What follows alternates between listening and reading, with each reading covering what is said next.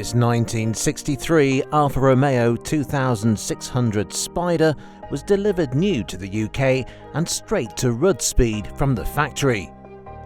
One of only a handful of Ruddspeed factory-approved right-hand drive conversions.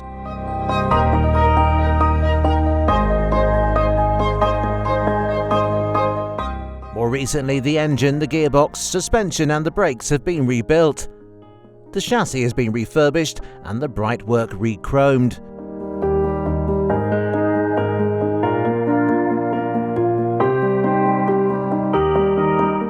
It's had a full interior retrim in high-quality Rosso leather. It's offered with well-documented history and it has a private registration included in the sale.